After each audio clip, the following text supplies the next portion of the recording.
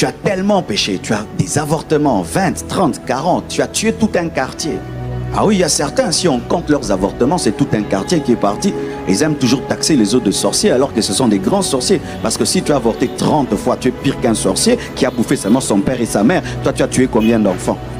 Tu as avorté avec telle fille, tu as avorté avec tel autre, tu as avorté avec tel garçon et tel autre. Donc en 20 ans, 30 ans, ben, c'est un quartier. Alors quand tu viens à Jésus-Christ et que je prêche comme ça, tu te dis, il ne me pardonnera pas. J'ai tué 30 fois.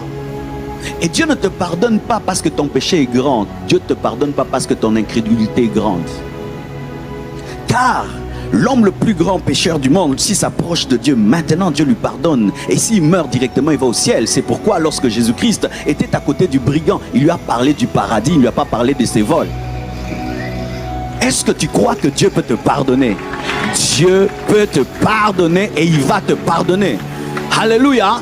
Et comme il y a des Congolais ici, sachez que si Mobutu Sese Seko Kuku Wazapanga s'était converti avant de mourir, il est au ciel, même si nous on est contre, mais il est au ciel. Pourquoi? Dieu peut tout pardonner. Il a pardonné à Paul qui a participé à la mort d'Étienne et il a fait de lui un grand apôtre. Dieu peut te pardonner, mais est-ce que tu crois qu'il peut te pardonner?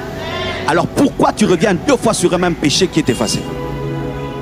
Si vous croyez que Dieu vous pardonne, pourquoi quand je vais prêcher là, tu vas commencer à demander pardon pour un péché que tu as commis il y a 3 jours? Tu n'as pas cru parce que Dieu a oublié. Pourquoi tu lui rappelles ce qu'il ne sait plus? Même si le plus grand prophète du monde vient et il te prophétise sur ton péché que tu as abandonné hier, ne confesse pas parce que ce n'est pas Dieu qui lui a montré.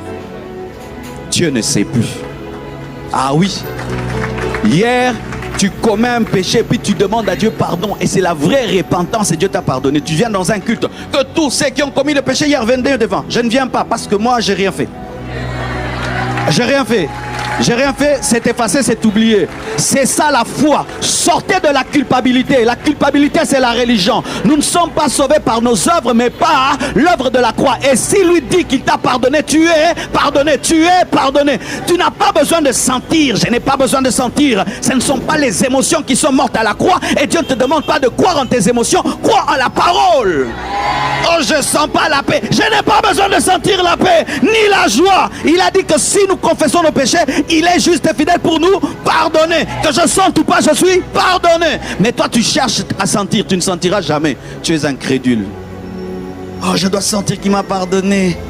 Sentir quoi? La joie? La paix? Sachez ceci. Le diable opère de quelle manière? Avant que tu ne pêches, il te dit que le péché n'est rien. Il diminue le péché. C'est comme une loupe.